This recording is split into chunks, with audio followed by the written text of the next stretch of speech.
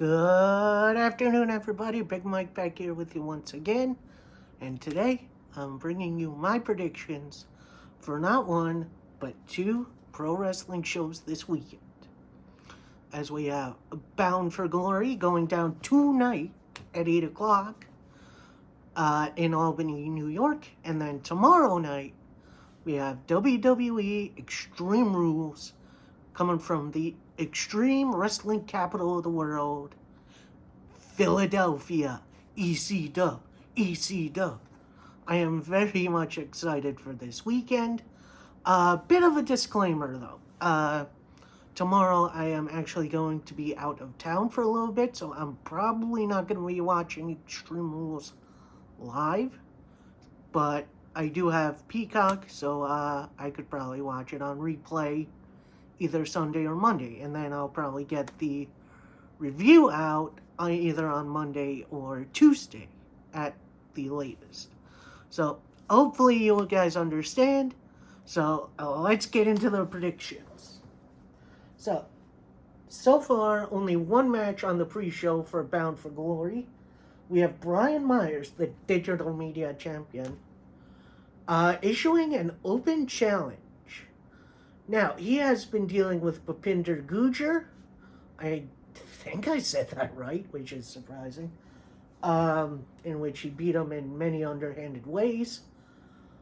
I don't think Gujjar is going to be on this. I believe he's already in the Call Your Shot Gauntlet. We'll get into that. So here's what I'm thinking is going to happen. I think Matt Cardona re-debuts here. We get a little finger poke-a-doom action. 1, 2, 3. Winner. Technically new digital media champion. Cardona didn't really... that whole thing's complicated because Rich Swann technically beat Cardona for the title. But then you had... It's like I said, it's complicated. However, I am going to say someone surprising is going to come out afterwards. Now, I'm not sure who. I would like for it to be Lady Frost, but she and Impact are at an impasse right now, which is a shame because I really do like Lady Frost. So I'm going to go... I may go someone a little old school from the TNA original days. So I'm going to go... You know what? Fuck it. I'm going to go Wildcat Chris Harris. He did technically have his last match in a multi-man match. But I feel like him coming out and ruining a moment would be kind of interesting, I think. Alright.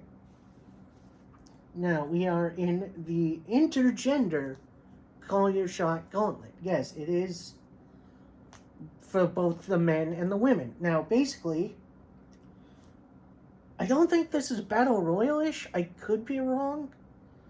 Last I saw, it was pinfall submission, and then the next guy comes out. Next person, sorry. And actually, the last person to win this at Bound for Glory was Moose, who then cashed in on Josh Alexander, who beat Christian for the Impact World title. And that whole series was amazing. So, I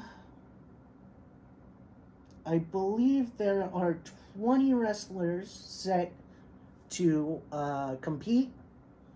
Those announced, we have PCO, who I am still surprised is walking around. Rich Swann, relative newcomer Giselle Shaw, who has been fantastic. You should go watch her match with Mickie James at Victory Road. Heath, the former Heath Slater. Bhupinder Gujjar, who I mentioned before.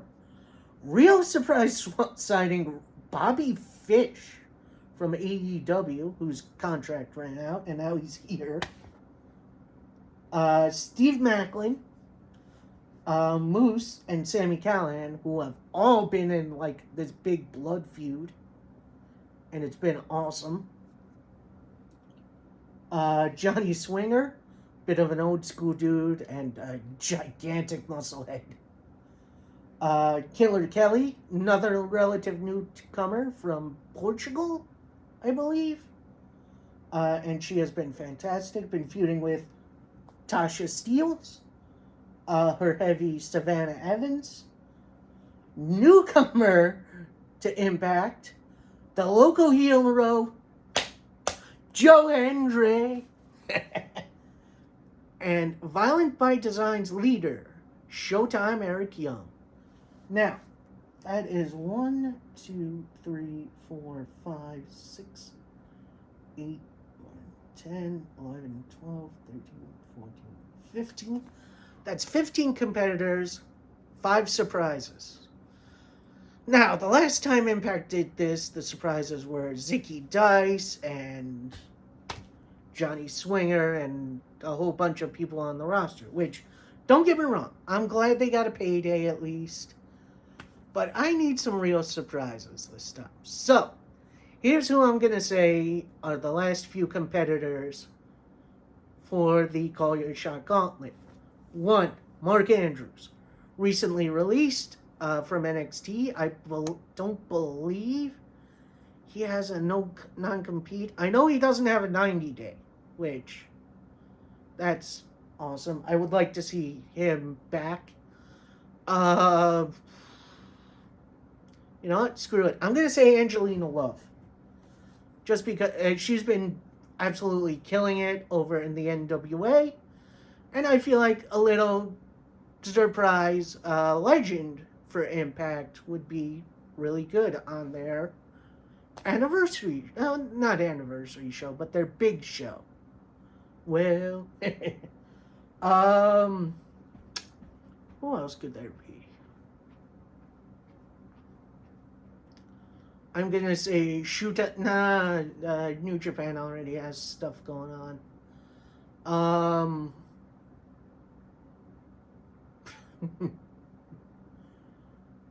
You know what? Let's get crazy. Mick Foley, I'm gonna say Shark Boy, and then the last woman would be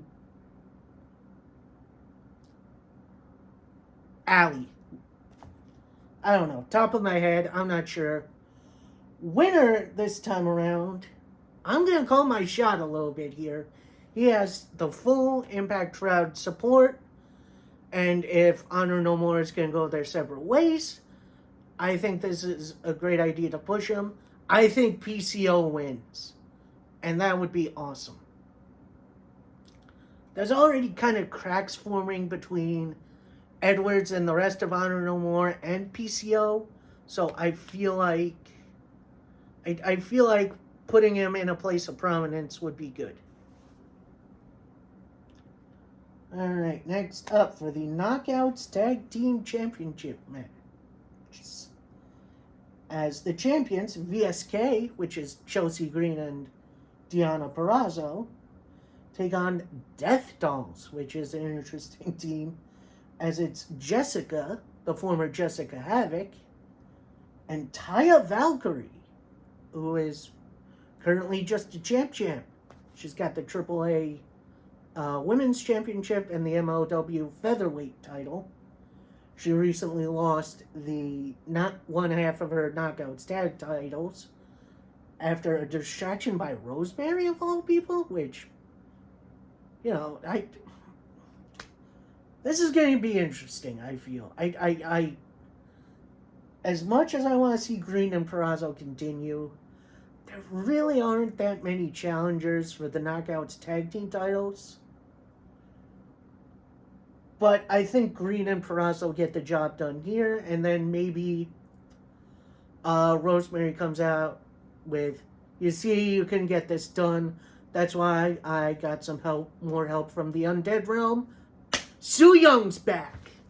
And they beat down on Valkyrie and Jessica, which I'd be totally cool with. Hopefully Su Young is well enough to keep going. I know she had a child, I think that was like 2 years ago now, which is kind of crazy to think about. But, you know, if she's not ready, that's fine. But I think that's the way it goes. Next up, it is the last rodeo as Mickie James puts her career on the line against Mia Yim. Now, Mickie James has been, adamant about not retiring just yet. She wants to roll through the women's roster and go after the Knockouts title one more time. And so far, I think her biggest challenge yet, Mia Yim. Now, Yim is in an interesting position as well, as this could be her last go-around with Impact, as she only signed a short contract for Impact, and it expires, I think, a couple of days after Bound for Glory. I'm not sure.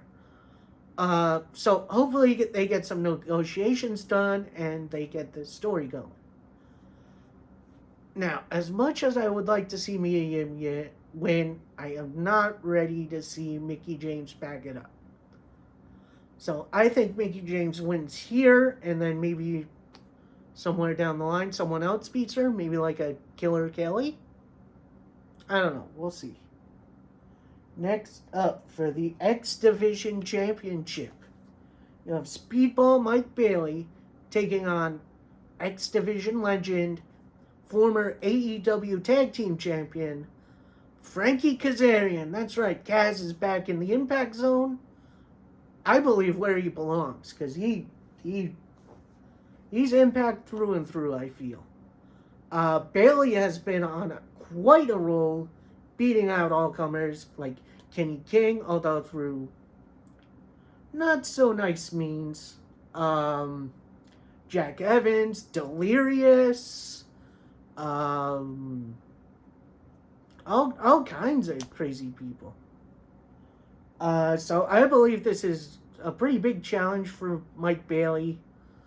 I'm not quite ready to see him lose this title. This has been a great story, a great little comeback for Mike Bailey. Although I am not sure who would beat him. Maybe Crazy Steve? I don't know. I'm sure we'll figure something out. Alright, next up, another interesting match, as the Tag Team Championships are on the line. As the OGK, Matt Taven and Mike Bennett, the champions, take on the Motor City Machine Guns, Alex Shelley and Chris Sabin. And boy, oh boy, I am ready for this match to steal the show. This could be a show-stealing performance. Now, as I said with Mia Yim, the OGK's contracts are set to expire pretty soon as well. So there is, although I think it's not for a little while longer. So here's what I'm going to say. I'm going to say the OGK retain here after a little help from maybe Kenny King and Vincent. I'm surprised Vincent isn't on this show. Like, that's a shame. Anyway, so as cool as it would be to see the Guns get another tag team championship, I think the OGK are just getting started here. And who knows, maybe down the line we'll see some more interesting tag teams. Next up, a match I am surprised, maybe not to see here, but it's definitely an interesting one, as the Knockouts title is on the line. So we have champion Jordani Grace, Big Mommy Pump, taking on Masha Slamovich, who has been rolling through the Knockouts division so far, giving out photos of themselves with of her future opponents with X's crossed out. So she's kind of like a hitman, which is kind of cool. This is kind of a tough one to call because I like both of these two, and I really don't want to see Grace be just a transitional champ. But I think this is Masha's time. I think we get a new Knockouts champion. And finally, our main event of the evening, as the Impact World Heavyweight title is on the line. as the walking weapon, Josh Alexander takes on Honor No More's leader, Eddie Edwards, and a former Impact World Champion in his own right. This one is really tough to call because I've been enjoying both of them. Josh Alexander's reign has been fantastic. Been taking on all comers, including guys like Jonah, Tomohiro Ishii. Had a wild one with Eric Young not too long ago. And, well, at the last pay-per-view, Eddie Edwards already pinned him in a tag match, though. So I believe Josh Alexander retains here. I do hope we don't see that cash in from the Call Your Shot Battle Royal. Oh, it's not a gauntlet. It is a battle royal. Okay. So yeah, I think Josh wins here. And then we get the stare down between PCO and Josh Alexander to close it out. So, that's Bound for Glory.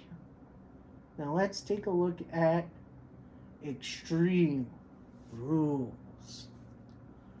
Now this one is kind of interesting because it is in Philly. The last Extreme Rules was a little bit weird because it had one Extreme Rules match and ended via divine intervention, if I can even call it that. So it's definitely cool to see a lot more stipulation matches. So let's get it on. So first, we got a 6-man tag team match, and it's a good old-fashioned Donnybrook, aka Extreme Rules, but with Irish weapons, I guess. As we have the Brawling Brutes, that's Sheamus, Rich Holland, and Butch, taking on Imperium, that being Gunther, Ludwig Kaiser, and Giovanni Vinci. Now, tonight, Gunther is putting up his Intercontinental title on the line against Sheamus once again. I can't wait for that. That's going to be a lot of fun. So I think, here's what I think is going to happen. I think Sheamus is going to gain the Intercontinental title tonight, but then we have Gunther and Imperium win tomorrow. So I think that makes the most sense to me. And I think Sheamus deserves a decent run with the title. Like, don't get me wrong. I've liked Gunther's run with the Intercontinental title. But I think it's time. Sheamus has so much goodwill for him from the match at Clash of the Castle with Gunther. Like WWE actually has me caring about Sheamus for the first time in the longest time, and I'm hyped about it. I would not mind seeing Sheamus win the Intercontinental title. I think it would be an interesting layer to this match tomorrow. So, I'm going to go with that. Next up, in an I Quit match, we have Edge, the Rated R Superstar, taking on the leader of Judgment Day, Finn Balor. Now, I Quit matches have the way to win, make your opponent say I quit, whether by, sheer brutality, slamming people through tables, chairs, submissions. Edge has kind of been on the wrong side of a lot of Judgment Day beatdowns. And as much as I think he could use a win here, I think Balor needs it a little more. So, I think I'm going to go with Finn. Next up, we have you know what? I'm going to leave that. I'm going to leave that right there. Because I think that's going to main event. Anyway, next up, we have a strap match. Now, there are two variations of the strap match. One is either pinfall or submission, and you use the strap that connects you to as a weapon, or there's the dumb stipulation, which I absolutely hate, where you incapacitate your opponent enough and touch all four, turnbuckle pads on the opposite sides of the ring, which that's ridiculous to me. I'm sorry. Combatants, you have Drew McIntyre taking on Karrion Kross. Now, this feud has been interesting, I feel like. Like, even though Drew lost his world title match at Clash at the Castle, I feel like he's still kind of higher up on the pecking order. And with Kross, returning and finally feeling like a killer, here's what I'm going to say. I'm going to say Scarlett, who is Kross's manager, tries to interfere, but then something else happens. I don't know. Maybe someone comes down to help, but then lights go out. Heal her. That's right. I think here's the match where we're going to get the reveal of the White Rabbit. Now, if you have been missing out, this all started with WWE at house shows playing White Rabbit by, I forget the band name, but if you're old school, you know what I'm talking about, in arenas, just for house shows, and then dimming the lights to red. Now, that then leads to them doing it not during broadcasts, but during commercials, which has been interesting. However, during broadcasts, there has been hints at potentially who the White Rabbit could be. And I'm not going to go through all of them because it's like,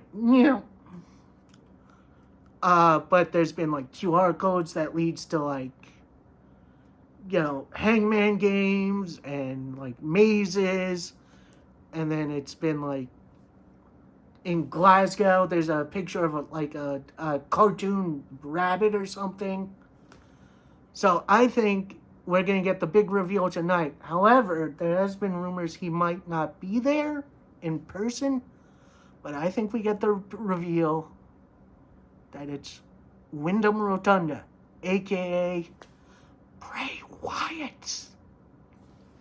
And honestly, I'm excited to see him again. It's been far too long since we've seen Brother Bray in a ring.